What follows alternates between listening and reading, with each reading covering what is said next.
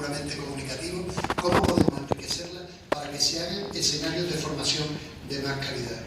Es necesario también cambiar y transformar las ideas que tenemos sobre la evaluación. Si cambiamos metodología, si cambiamos formas en las cuales nuestros estudiantes aprenden, pero seguimos manteniendo modelos tradicionales, modelos completamente sumativos de la evaluación, posiblemente no estemos haciendo una enseñanza de calidad. Fíjense ustedes, por ejemplo, cómo en la nueva taxonomía de Bloom para la era digital, la última categoría ya no es la categoría de evaluación, sino es la categoría de creación. Es decir, de cómo en un momento determinado nosotros somos capaces de crear actividades específicas de formación que pongan al estudiante en situación de que tengan que crear, que tengan que resolver problemas, que tengan que trabajar en métodos como el estudio de caso o en métodos como en un momento determinado sería el método de proyectos. Y también creo que es necesario transformar la práctica de lo que hacemos nosotros los docentes en la educación a distancia. Posiblemente, tanto en la formación a distancia, aunque mucho más en la educación presencial, uno de los roles más significativos que hemos llevado los docentes a cabo era el de transmisor de información. Yo creo que en una sociedad del conocimiento donde la información va a tener acceso a los estudiantes a través de diferentes objetos de aprendizaje, bien en texto, bien en clips de vídeo o bien en objetos de realidad aumentada, nuestra función como docente no puede ser esa. Nuestra función como docente posiblemente sea más la de diseñar situaciones mediadas de aprendizaje. O dicho de otra forma, cómo somos capaces de interaccionar los diferentes objetos de aprendizaje y de crear una dinámica formativa y de innovación educativa para que el estudiante, interaccionando con los objetos de aprendizaje, interaccionando entre ellos dentro de lo que podría ser una metodología de aprendizaje colaborativo e interaccionando con el profesor, llegue en un momento determinado a adquirir las competencias, los objetivos y a adquirir los contenidos que en un momento determinado, pues, digamos, son clave. Y creo que también es necesario, pues, fortalecer lo que sería el trabajo de equipo y fortalecer el trabajo completamente colaborativo. Antes de entrar, yo estaba hablando con Lucero de los retos que en un momento determinado le vienen a la formación a distancia para pasar de lo que es la concepción individual del proceso formativo a pasar a la concepción colaborativa y grupal del proceso formativo.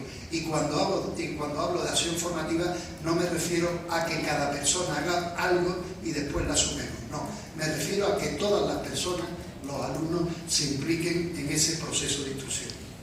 Desde mi punto de vista, creo que si queremos llevar a cabo una acción formativa de calidad en la educación a distancia, tenemos que prestar la atención a diferentes aspectos. Uno es a los contenidos, a cómo estructuramos los contenidos desde un punto de vista sintáctico y desde un punto de vista semántico. Y cómo en esa estructuración la adecuamos a lo que podrían ser los estilos, los enfoques de aprendizaje de los estudiantes y también lo adecuamos a las diferentes tecnologías que tenemos para transmitir esa información. Otra es apoyarnos en las tecnologías. Desde mi punto de vista, no hay una tecnología mejor que otra. La mejor tecnología es la que en un momento concreto a mí me resuelve un problema de comunicación con mis estudiantes. En un momento determinado puede ser una fotocopia, en otro momento determinado puede ser la web semántica o puede ser la realidad aumentada. Creo que también otra de las variables claves para hacer una enseñanza de formación de calidad en educación a distancia es prestarle bastante interés, bastante atención, repensar las tutorías. Yo creo que la tutoría, el tutor, la función del tutor con las diferentes funciones que puede conllevar, desde carácter técnico, pedagógico, hasta de carácter de curador y evaluador de contenido, creo que es completamente significativo y completamente importante.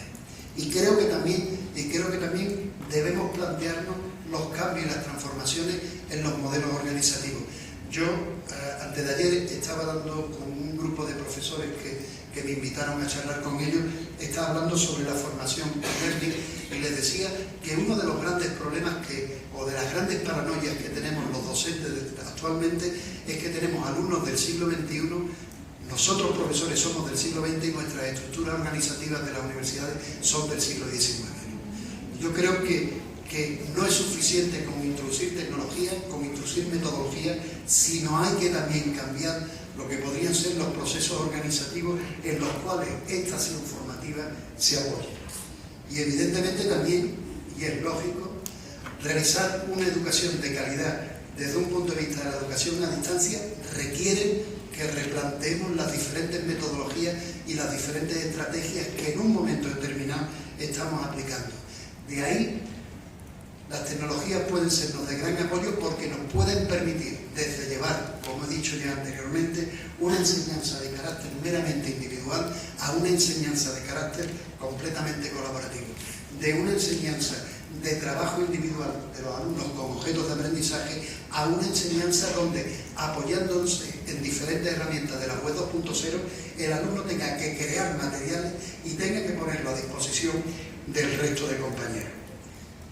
Pero creo que esa relación entre tecnología y esa relación de tecnología y educación a distancia nos puede servir para resolver una serie de problemas que tradicionalmente se han dado en el ámbito de la educación a distancia y que hoy posiblemente empiecen a desaparecer.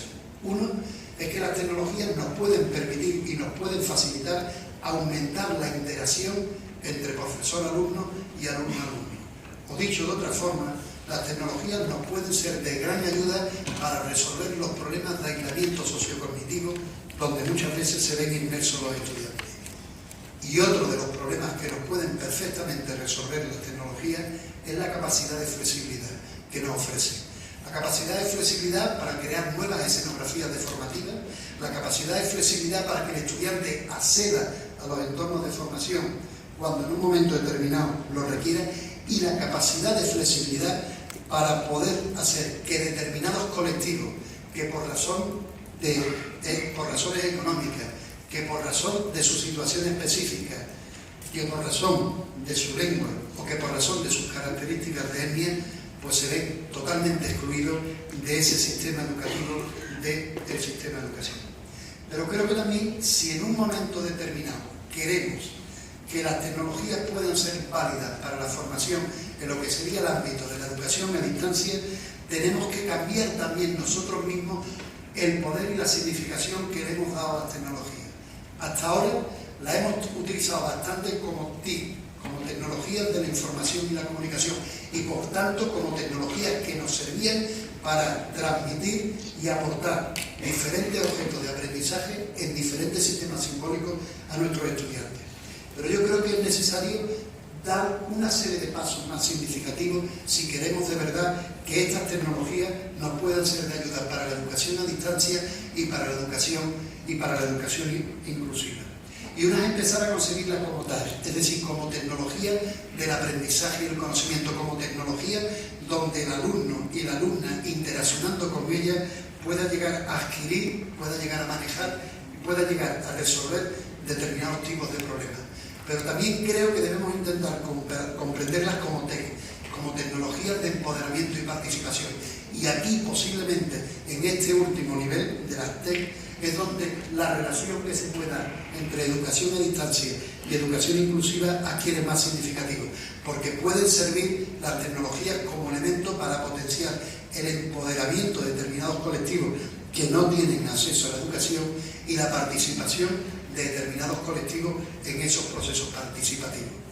Yo creo que en esa relación entre educación a distancia y educación inclusiva tenemos que concebir las tecnologías con 4 grandes parámetros y variables. Unos que nos sirvan para comunicar, otras que sean útiles para conocer, otras que nos permitan participar a todos los que estamos interaccionados en ese proceso formativo y que nos permitan llegar al empoderamiento de las personas. Ya anteriormente les comentaba que uno de las cuestiones que pueden ser de personas, de colectivos que se encuentran marginados en el ámbito de la educación y por tanto que se encuentran excluidos de las mismas, nos encontramos con una diversidad de personas, nos encontramos con una diversidad de tipologías de personas que yo creo que la educación a distancia nos puede servir de gran ayuda para esos colectivos. Puesto que es cierto que la educación a distancia tiene muchas posibilidades, pero yo creo que una de las grandes ventajas que tiene en la actualidad la educación a distancia, bien concebida como ámbito de educación, no como muchas instituciones se están acercando a ella, que es como ámbito de mercantilismo, creo que nos pueden ser de gran ayuda para favorecer la inclusión y, por tanto, la democratización del proceso formativo. Nos pueden servir para atraer, para llevar, para que personas con diferentes tipos de discapacidad adquieran la formación y no se vean alejados de ese proceso formativo. Nos puede servir también para que determinadas etnias y determinadas comunidades indígenas, pues, que se han visto relegadas de procesos formativos, vamos a darle el nombre de normalizar, de forma eufemística, normalizado, se vean y puedan ser perfectamente incorporados a ese proceso de la educación. También para que determinadas zonas rurales que tienen problemas de acercamiento, tienen problemas de llevar maestros de calidad a procesos educativos, a procesos por cuestiones rurales o por cuestiones puramente de situaciones de guerra, como puede ocurrir en Colombia, puedan ser incorporados a ese proceso formativo. También la educación a distancia puede ser a determinados colectivos completamente vulnerables que puedan acceder a ese proceso de formación. A personas que se encuentran privadas de libertad, a mujeres, a personas que se encuentran en el extranjero pero que pertenecen a un país específico, a personas que se encuentran en situación hospitalaria, etcétera, etcétera, etcétera. Yo creo que la educación a distancia puede ser verdaderamente útil para favorecer una educación inclusiva, pero no solo al colectivo donde muchas veces hemos tenido un imaginario social. El colectivo de personas que la educación a distancia, que ustedes con su trabajo pueden hacer para incorporarlo al proceso formativo, es verdaderamente grande y por tanto es verdaderamente significativo. Y yo creo que la educación a distancia, en lo que se refiere a la educación inclusiva, puede ser importante porque permite 4 grandes aspectos desde mi punto de vista. Uno es el aspecto de apertura, puesto que la educación a distancia puede ampliar la oferta de cursos, la oferta de acciones formativas y adaptarse a las necesidades que determinados colectivos, por cuestión de idioma, por cuestión de situación donde vive, por cuestión de etnia, por cuestiones del tipo que sea, pues puedan verse y puedan ver acceder a lo mismo. Creo que también la educación a distancia puede servir para esa educación inclusiva en el sentido de que permite una amplia flexibilidad de tiempo, flexibilidad de espacio, flexibilidad de acceder a una tipología diferente de materiales educativos y flexibilidad también de poder ofrecer diversidad de contenido en el momento concreto que algunos colectivos pues, puedan llegar a necesitarlo. Y creo que también otra cuestión es el proceso de eficacia que puede tener la educación a distancia, entre otros motivos porque el alumno se convierte en el proceso básico de instrucción. Eso es complicado porque implica que el estudiante tiene que tener diferentes tipos de competencias y capacidades y entre ellas una, la más significativa, es la de la autorregulación del proceso de enseñanza-aprendizaje. Y creo que la educación a distancia puede servir también para favorecer la inclusión y completamente relacionado con ello, favorecer la democratización de nuestras sociedades, puesto que abre la posibilidad de acceder a la educación y por tanto acceder a la cultura, por tanto acceder a posiciones democráticas, posiciones de paz, posiciones de convivencia y posiciones económicas a determinados colectivos, a determinadas sociedades vulnerables que se han visto por determinadas razones de la sociedad fuera de la misma. Y en ese sentido ya empieza a haber diferentes tipos de experiencias, muchas verdaderamente interesantes realizadas en Latinoamérica, como la experiencia del maestro en casa, como la experiencia del Plan Ceiba, Colombia Aprende, o experiencias como se están llevando a cabo en la India para incorporar a lo que sería el colectivo de mujeres, para incorporar a las niñas al propio proceso de formación. Pero como yo les decía al principio, esto tiene su cara oculta de la luna. Aunque los científicos dicen que no hay cara oculta de la luna. Pero vamos a seguir utilizando esa terminología romántica. Yo creo que una de las cosas importantes es que podemos utilizar la educación a distancia para favorecer la inclusión de las personas. Pero tenemos que tener también cuidado porque podemos utilizar la educación a distancia para favorecer el proceso contrario, es decir, la exclusión de determinados colectivos. Y yo creo que ahí hay dos aspectos que en un momento determinado tenemos que tener en cuenta. Uno es cómo diseñamos los materiales del proceso formativo y otro es cómo en un momento determinado nos encontramos con un elemento que es el elemento de la brecha digital. Yo creo que tenemos que construir materiales que sean accesibles. No vayamos a hacer que creando los materiales de forma específica, lo que estemos haciendo también es dificultando que determinados colectivos no puedan acceder a esa formación. Posiblemente una de las cuestiones más significativas con las que se está empezando a trabajar en la actualidad es con el DUA o con eso que se denomina como el diseño universal de aprendizaje. Hacer objetos de aprendizaje, hacer materiales de aprendizaje que puedan tener los principios que yo después les voy a presentar de los principios del diseño del DUA, es decir, materiales que faciliten la igualdad de uso, materiales que permitan la flexibilidad y que por tanto puedan acceder diferentes colectivos, que puedan ser simples e intuitivos, que permitan captar con facilidad lo que pueda ser la información más significativa, que sean materiales que toleren los errores, que toleren errores tecnológicos y que toleren también errores de ejecución con los sujetos, que requieran escaso esfuerzo físico, sobre todo para determinados colectivos de esos materiales, y que tengan dimensiones apropiadas en lo que se refiere a la calidad de los contenidos. Diseño de aprendizaje universal que se apoya en tres principios básicos. Uno sería el proporcionar múltiples medios de representación a los sujetos, lo que anteriormente yo les decía, si tenemos inteligencia múltiple, tenemos predisposición a aprender con diferentes tipos de sistemas simbólicos. De ahí, en un momento determinado, diseñamos materiales que puedan responder a qué podemos aprender en su momento y darle la oportunidad para no excluir a los sujetos de que puedan acceder en función de sus características fisiológicas, pero también en función de sus estilos de aprendizaje, en función de sus características cognitivas. Creo que también hay que trabajar con el principio de proporcionar múltiples medios de acción y de expresión, en el sentido de cómo en un momento determinado aprendemos, en el sentido de cómo en un momento determinado podemos llegar a interaccionar con la información. Y tener en cuenta un tercer principio, que sería proporcionar múltiples medios de compromiso para el aprendizaje, en el sentido de por qué se puede llegar a representar ese aprendizaje.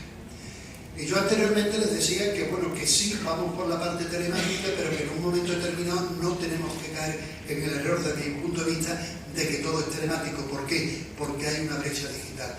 No todas las personas, no todos los colectivos tienen acceso a todo tipo de tecnología. De ahí que haya que trabajar y haya que utilizar recursos, acciones, estrategias, planes, lo como ustedes le quieran denominar, que permitan romper la brecha digital.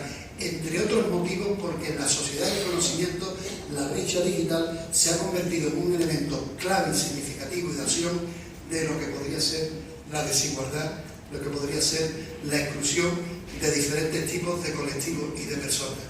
Y tenemos que pensar que no todo el mundo tiene acceso a esa tecnología y que por tanto hacer modelos de educación a distancia donde todo vaya en un tipo de código, donde todo vaya en un tipo de soporte, posiblemente pueda ser significativo. Y yo creo que también tenemos que cambiar la concepción de lo que en un momento determinado manejamos, la idea que manejamos sobre la brecha digital. Inicialmente el concepto que se tenía de brecha digital era, pues, aquella diferencia que había entre las personas que tenían acceso, que tenían posibilidad de conexión, de acceso a conexión, de acceso a Internet, siendo Internet, vamos a llamarlo, el paradigma tecnológico de la sociedad del conocimiento. Pero yo creo que ya se empiezan a dar otro tipo de brechas que es importante tenerlas en cuenta. Y es aquellas personas que teniendo acceso a la tecnología no tienen formación suficiente y por tanto dejan de usarlo. Pero también creo que se empieza a dar otro tipo de brecha digital que se empieza a denominar como brecha digital de tercera generación, y es la calidad del tipo de uso que hacen o hacemos las personas de esas tecnologías. O dicho de otra forma, cuidado también con ese dicho de nativos y emigrantes digitales. Los alumnos no son tan competentes tecnológicamente como desde un punto de vista se ha dicho, ni nosotros somos tan torpes tecnológicamente para incorporar la tecnología. Muchos de los errores en educación a distancia, en formación, en e-learning que se han cometido es pensar que el alumno, porque tiene alta competencia para mover un dedo en un celular, es competente digital. No. Algunas veces lo que son navegantes rutinarios. Tener la competencia digital para incorporar la tecnología a acciones formativas requiere otro tipo de manejo diferente.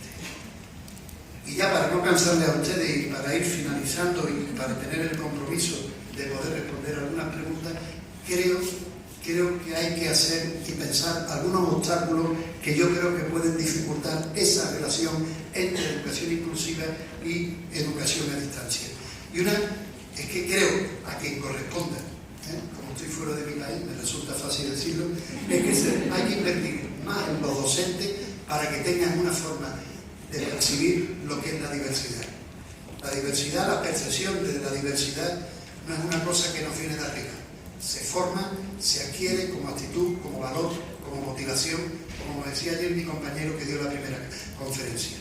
Creo que también hay que desarrollar sistemas de apoyo a los docentes para que seamos capaces de producir tecnologías que se acerquen a la accesibilidad, producir tecnologías que sean de calidad para nuestros estudiantes.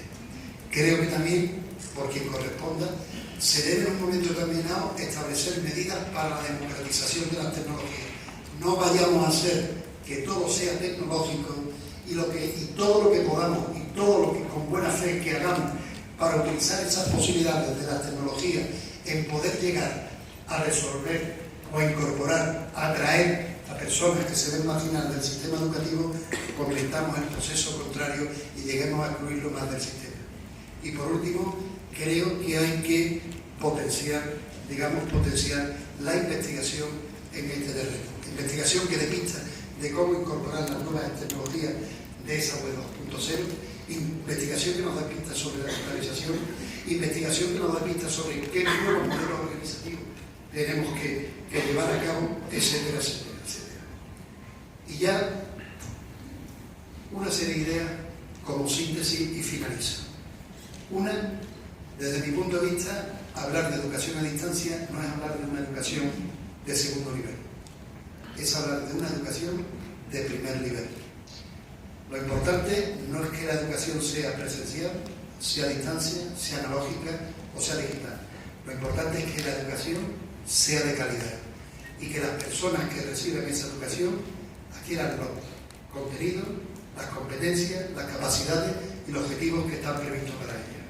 Otra, no creo que los problemas que nosotros hoy tenemos para hacer acciones formativas de calidad en la educación a distancia incorporando tecnologías vengan de problemas tecnológicos. Tenemos tecnologías que son cada vez más fáciles de manejar. Yo creo que los problemas vienen de que reflexionemos en diferentes cosas. Una es qué queremos hacer con estas tecnologías. Otra es cómo en un momento determinado podemos llegar a hacerlas. Otra es para quién tiene todo el colectivo, qué características tiene y por tanto tener en cuenta esas características para incluirlo. Y por supuesto también por qué en un momento determinado queremos hacerlo. Pero no olvidarnos que uno de los principios básicos es que hagamos lo que hagamos, lo que se trata es de llevar a cabo una educación de calidad que responda a que sea una educación para todos. Muchas gracias por su paciencia y quedo a su disposición de las preguntas que me deseen realizar.